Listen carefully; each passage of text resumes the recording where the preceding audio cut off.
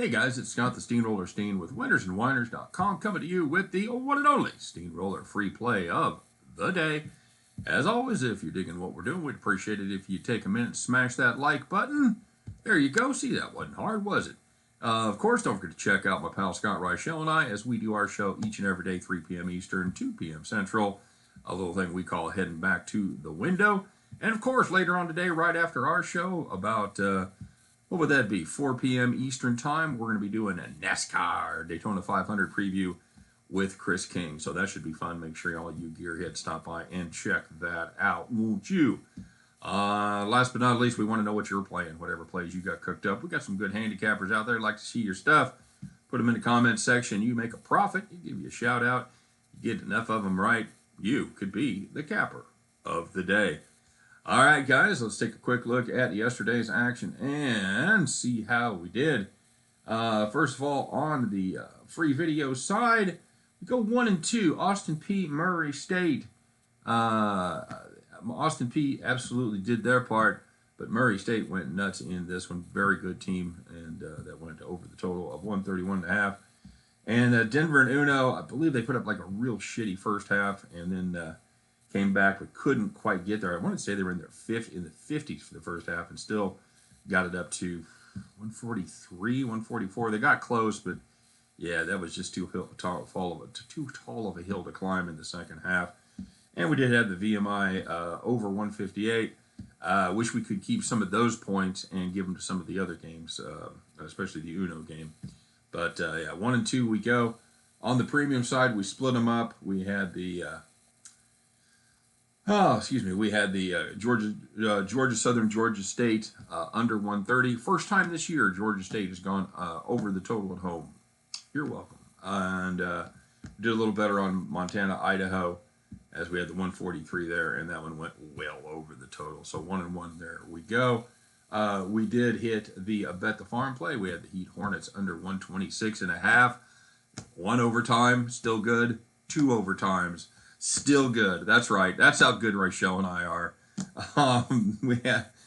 It survived 10 extra minutes of play. What else you got? I feel like Gary Sinise strapped to the mast and Forrest Gump yelling at God. Is that all you got? 10 extra minutes, 2 overtimes. Buck off, we win. So we'll take that.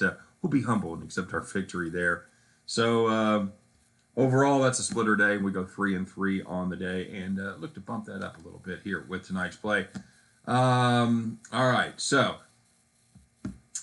I've got just one play cooked up. The algorithm that I've been using actually shows 2 plays. I'm going to override it. The play that I am not going to make is Princeton Brown under 145. I have plenty of confidence in Brown to suck, but Princeton has been a scoring machine, and Brown is not good. We'll see what happens. Play at your own risk. I am not officially making that a play. The play I am recommending is the Columbia-Harvard play, and we're going to play the over 144. I'm seeing in a couple places 143.5, but they're not really accessible, so we're going to call that officially 144. And again, this is an algo play, but I'll give you just a couple of trends that if you're looking at it, because this is all about Columbia and their dreadful defense. They have given up basically they've given up more than 80 in 7 of their last 8. The only exception was giving up 76 to Dartmouth, and that's a game that went 1.5 under. So I look for Harvard. This is a Harvard team that not great offensively, not a terrific pace team, but they do well against shitty competition. So this one landed 115 last time, but Harvard's at home. I think it's going to make a difference. I look for this Columbia team that has just been awful at the defense to be awful once again, and hopefully help a little bit more since they're going to be at home. I think Harvard gets to the low 80s in this one, and that should leave plenty of room for Columbia there to sneak into the mid to upper 60s and cover this one up. All right, so we're going to take the Columbia-Harvard over 144 flat. Sorry, and at the end of that one, you guys can join me as we pick up our winning tickets and head back to the window. All right, you guys know how I did. Let's take a look and see how y'all did yesterday. First of all, a question from CY Carter. Can I go back to spreads? Well, dude, I was not having a great month, and that's kind of why I built this algorithm. And I saw it started around the first week in February. Had a couple of weeks where it was working, and then we plugged it in. So far, it's been. I think. What did I say we were? I want to say like. I think we put 23 games in, and I want to say we're like 13 and 10 or 14 and 9. Probably 14 and 9. I checked it up yesterday, and I think we were 13-7 going. I think we're 14 and 9 with the algorithm. So as long as it remains profitable, I'm probably going to stay on the sides or on the totals rather. And I will say this: after he said that, he posted, and God bless you for posting because you didn't have to post it, dude. He played the ooey pooey under and hit it. So there you go. Personally, I think totals are generally a little easier, especially this time of the season. When you got conference play, you start seeing those double-digit spreads. You start seeing those teams really booked out as what they're worth in the 13-15 range.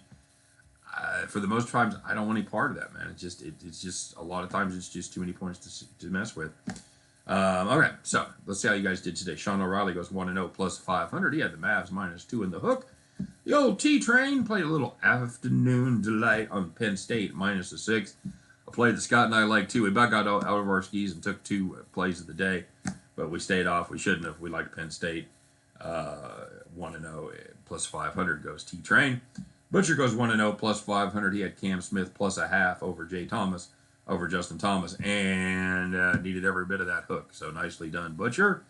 Super Sly 32 checking in 3-1 plus 220. C-Dub 3-2 plus 80 on the pitch. R. Rivera 911 going 1-0 plus 500. He rides the streaking Buffalo Bulls -9.5. No sweat there. Scott Nowak 3-1 plus 190, and Doc Brown goes 2-2, and he got juice. But your capper of the day, you know him, you love him. 1 play, 1 underdog winner. Yes, sir. It's Brandon Zerfus going 1-0 plus 825 on the Wizards. I believe that's plus 165, right? Yeah, it's 336, 68, 25. That's what it is. So, congratulations to Brandon. 1-0 plus 825. You, my friend, playing the Wizards straight up. Well done. You are the capper of the day. Well done to you.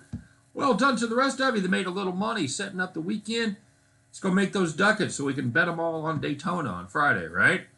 Or on Sunday, rather. All right. You guys have a great day. Good luck on all your plays. Don't forget to check out me and Scott here in a little while and our NASCAR show right after that. All right? That's right. Every day, 3 p.m. Eastern, 2 p.m. Central, Scott and I will do our best to help us all to head back to the window. Take care, everybody. We'll see you soon.